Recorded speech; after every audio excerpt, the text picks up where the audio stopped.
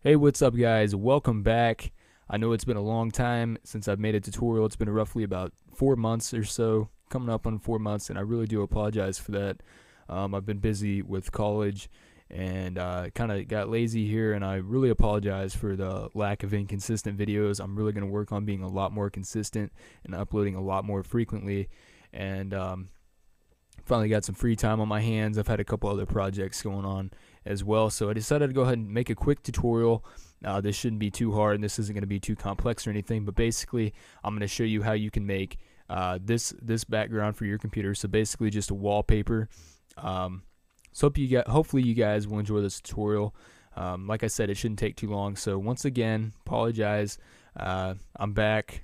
So expect more uploads a lot more frequently from me now. I'm going to try to create some more original content, more exciting stuff here in the near future. So just hang in there with me. But anyways, with that said, glad to be back, and we'll go ahead and start with this tutorial. So we're going to open up Cinema 4D here, and I'm going to show you how to do this two different ways. So the first method, I'm going to be using Grayscale Gorilla's HDR Light Kit. So if you have that, that's great. If you don't worry about it. I'll show you how to do this another way.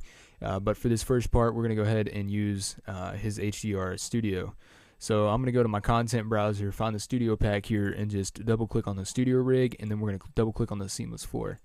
And once we've done that, what we're going to do is go back into our content browser, and we're going to go to tents, and we're just going to pick a tent. And I'm pretty sure for this one I picked the regular softbox tent 1. Make sure our HDR studio rig is selected, and we're going to click and drag this preset right here over the HDR file. And once that's in there, we're good to go. We can close your content browser, and we can go ahead and give this a quick render, and it's really nothing special at this point. So we need to edit a few settings. So let's click on the seamless floor, and let's change this color gradient. So on this first knot here, on this color knot, we're just going to go to an orange color, so kind of a darker orange, maybe on the bright side actually. We'll go with a brighter orange, and then press OK. And we're going to click on this knot, click and drag, and pull it down a little ways. And then we're going to click on this last knot here, and we're going to go with a red color. So something like that. And we can pull this down a little bit. And let's go ahead and give this a quick render and see if we got a nice gradient. Now that looks a little bit too harsh for me. I don't really care for that. So what we can do is double click on that knot again, and we'll just lighten this up a little bit. And that's maybe a little bit too much. That looks about right. So we just want a nice subtle gradient here. You can see it's a little bit lighter here in the center and then darker as we move out away towards the edges of the frame. So basically, let's go ahead and set up our scene. So this is really easy and really simple. All I did was I went up here and grabbed a cube and went up to the scale tool here and scaled this down a little bit, and then went back to the move tool and just move this towards the center of the frame, and clicked on the cube. And we're gonna add that nice little rounded edge here to the cube. And to do that, and in case you didn't know, you're just gonna click on this fillet box here. Check that on. You're immediately gonna see that the cube is now rounded, especially if we give it a quick render preview. You can see that the edges are rounded. Now if you want this to look smoother, basically what I did, I just added 3 segments in here on the X, Y, and Z, and then basically just change the fillet radius. You can see if we take this all the way up as high as it will go, we get a basically a circle. If we pull this down, you can see we get more of a defined rounded edge here. It's not quite so exaggerated. See if we bring this value up. So we just want something nice and subtle, just to give a small hint of a rounded edge, basically, and that's going to work fine for what we're doing. So right now what we can do is go up to MoGraph and go to Cloner, and we're just going to clone these cubes. So once we got our cloner in there, we're just going to click on the cube and click and drag it into the cloner. Make sure the arrow is pointing down. That makes it that indicates that it's going to be a child of this object. And then click on the cloner and go to mode, change this from linear to grid array. And as soon as we do that, we've got some additional options we can play with. We're just going to click on these orange dots here, and we can actually adjust the position of the cluster of cubes now. So we just drag this out a little bit, and then click on this one, and we're going to drag this out. We're basically just going to try to create a small gap in between each set of cubes. So that should be good, and if I pull this up, you'll be able to see the rest. See, our count here is 3 by 3 by 3, so we got 3 across, 3 up, and 3 down, and 3 side to side. So if you want to, you can always add more if you would like. 3 by 3 by 3 will work fine. That's plenty. And then we can click on the scale tool and scale this whole bit of cubes down. And once again, we're going to have to drag this back into the center of our screen. And it still looks like it might be a little bit too big, so just keep scaling this down till you get something you're comfortable with. And if we give this quick render preview, you can see what we got here. So we basically have a simple cube of cubes, and this is where we're actually gonna create the actual effect for the wallpaper. So go back up to, with cloner selected, go to MoGraph, go to Effector, and select Random Effector, and you can see that it's automatically going to randomize the position of the cubes. And right down here under the Random Effector, you can play with the X, Y, and Z positions. So we can mess around with those a little bit, and I'm not going to go too crazy with this, just something really subtle. What we're really going to play with is the rotation, and we're just going to do a nice random rotation for the H, P, and B, and then might want to bring these in a little bit more, like so.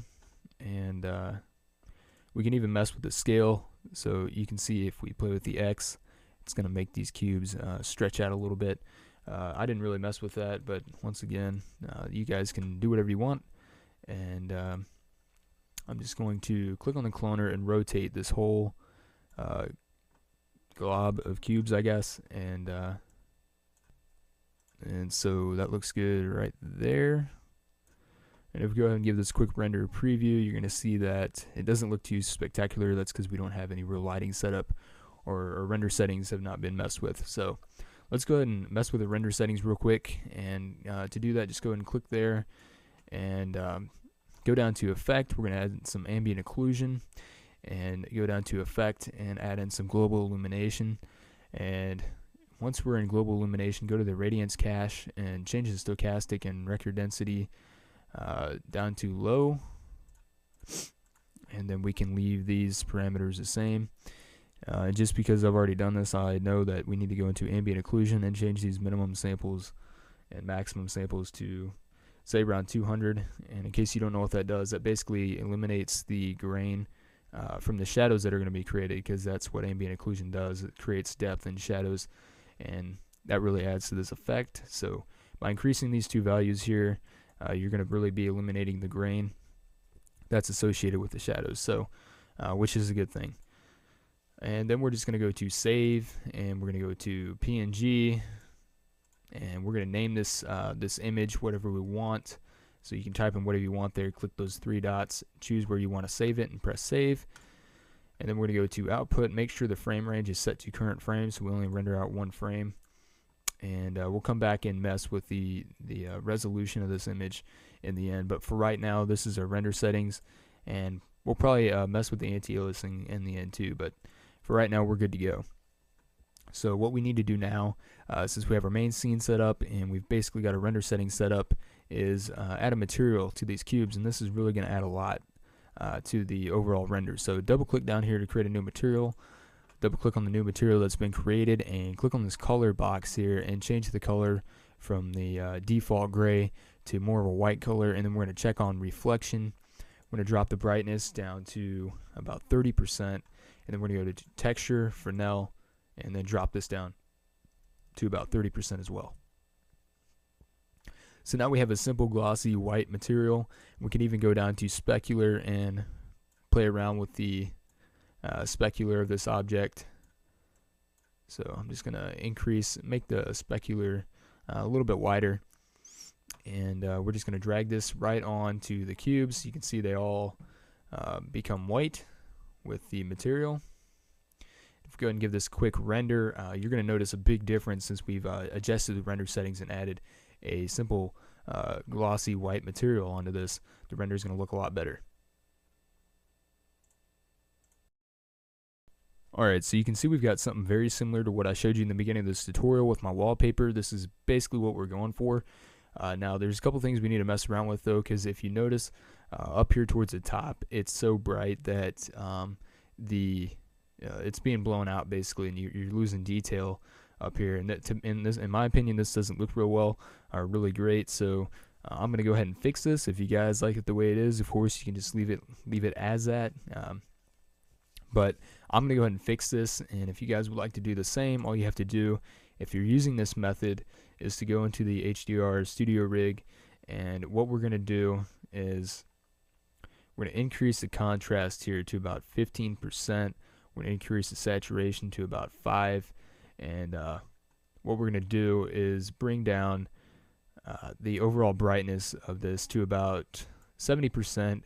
And if we want to make this material look a little bit more reflective, which I kind of like the glossy reflective look, we can bring this value up a little bit too, to give, so we see more reflections basically. So if we go ahead and do another quick render preview, this should help, and I'll go ahead and wait for this to render out, and I'll get back with you guys and we'll check it out. Alright, so since we played around with those values, now that we've done that, we can basically, this is more detailed. It's not nearly as blown out. The image is a little bit more contrasted, so you can pick up on the depth a little bit more. So overall, I think this looks a little bit better just by adjusting those values. Not very much really. We didn't really do a whole lot, but it does make a difference in the overall image. And so for that wallpaper, that's basically what I did, guys. This is done for the most part. So right before we go ahead and render this out, what you need to do is go back up to your render settings. You can see these reflections now a little bit better since we brought up the reflective brightness, if you remember. And you can see them. And if you're really picky about how they look, now right now you don't really notice much, but if you bring up the anti-aliasing, the edges of these reflections will not look as jagged, and if I were to zoom in on this right now, you would be able to see that. So if you're running into that issue and you don't like that, make sure you go into render settings, go to anti-aliasing, and change this from geometry to best, and then just crank up these minimum and maximum levels. So maybe we'll go 4x4 and then 8x8 here, and that'll really smooth out the edges of those reflections and make them look a lot better overall. And since we're doing a single image, we can sacrifice some render times. If you're doing this with an animation, you want to be really careful that you don't bump those values up too high, because messing with anti-aliasing and that sort of thing is really going to increase your render time substantially if you're doing an animation, as well as ambient occlusion and global illumination. Ambient occlusion, if you crank these minimum maximum samples up in a animation, that's going to increase render times, as well as global illumination. That's typically why we bring these stochastic samples and record density down from medium to low. It'll help speed up that render process, and I've kind of just gotten in a habit of doing that. I don't really notice a difference in the overall render by changing these values, and it does really help speed things up. But what we could do, which will help our image look even a little bit better, is go to global illumination, go to general, and go to GI mode and change that from IR still image by default to IR plus QMC still image. This will really help make the images look that much better. I couldn't tell you exactly what it does, but it does make a difference in how it looks. And we've got all this set up. We've got our output set up. Now the last thing you'd want to change here, the reason why I didn't mess with this sooner, is because you don't want to use high values when you're testing and still changing things around in your scene, because when you're trying to render things out and see how it's looking as you progress, you don't want to have to wait minutes upon minutes to take a look at how it's looking at that point in time. So we try to keep our settings down fairly low until we get our desired product. Then we start cranking those values up. So I typically don't. I do in a lot of my tutorials. I go ahead and just adjust the width and height. It's just easier. But sometimes I'll wait till the very end to increase these values. But since my desktop resolution is 1920 by 1080, I went ahead and made the width 1920 and made the height 1080. If you are planning on using this image as your background, you're going to want to make sure that the image is going to match your desktop resolution for it to look the best. So make sure This is going to vary from person to person that you get the right dimensions in there. And once you have that, you're pretty much ready to go. You can just go ahead and press this render button, and it shouldn't take that long. Now, considering I used fairly high settings for this, it took me about 18 minutes to render out one image. But it does look great in the end. If we'll go ahead and take another look at it, it does look pretty nice. I think it's very abstract, but I think it looks really cool, and that's why I decided to go ahead and do a tutorial on this. So I'll go ahead and show you the other way you can do something like this without using an HDR studio rig or a seamless floor, because I know a lot of you guys will not have that. But if you did, that's great. Hopefully this helped you out. And I'm going to show the people, if they don't have this, how they can set up an environment to get a similar effect without having that. That just makes everything a whole lot easier and quicker for me when I do different renders and stuff like that. Alright, so right now, like I said, I'm going to go ahead and show you guys how to do this without the HDR Studio, because I know a lot of you don't have this. So let's go ahead and do that. In the meantime, I just went ahead and inserted a camera here, just so I have a nice stationary position. I have this where I want it. And to make sure I don't move this camera around on accident when I'm actually looking through the camera, what I can do is right click on that camera, go to Cinema 4D tags, and add a protection tag to this. And that way, if I forget that I'm looking through the camera, but I've got it where I want it and I accidentally move it, there is no undo button to go to the last position of the camera. So the protection tag comes in handy and will not allow you to move around in your scene unless you click off the camera like so. So that's so you don't accidentally move the camera. So this is a good position, and basically the only other thing I did was create a basic material. So what I did was I double clicked down here and then double clicked on that material like before, checked off specular, and then just went to color here and clicked on went to texture and went to gradient, and then clicked on this box here and then changed this knot to a brighter orange, and then changed the second knot to a darker red. And I also changed the type from, I think it's 2DV maybe, to 2D circular, so that we get a circular gradient. And I just dragged this first knot about maybe a fourth of the way to the right here, and that's going to be our background material basically. So you can make a background several different ways. One way is to use a disk like with the HDR Studio, so you could just go to disk, and that's what I'm going to use for this tutorial. You could also just go to the floor here and go to background, but I'm just going to use a disk. And what I'm going to do is change the outer radius from 100, and I'm just going to make this really big. And you can increase rotational segments and disk segments. You can do whatever you want there. And once we have this in there, all we're going to do is take this material and drag it right onto the disk. And now we just need to add in a simple light. So what I did here was go to the light and go to area light, and then I dragged this back like so and dragged it up. I'm going to drag this over. I'm going to rotate this, let's say maybe 40 degrees, maybe 45, and then just press apply, and then we're going to pull this back like so. Make sure we got our light selected, drag it up and pull it back again, and that looks alright. So right now, if we go ahead and give this a quick render preview, we're going to pretty much have what we had before. However, you are going to notice, since we're doing this a different way, this back here is going to be a little bit darker because we do not have any light shining on this. So if you wanted to fix that, you could add a couple lights back here to illuminate this. But once I go ahead and give this a quick render preview, you'll see what I'm talking about. But for the most part, it looks pretty identical to what we had before. Alright, so here's what we have doing it this method. You can see, for the most part, it still looks pretty much the same.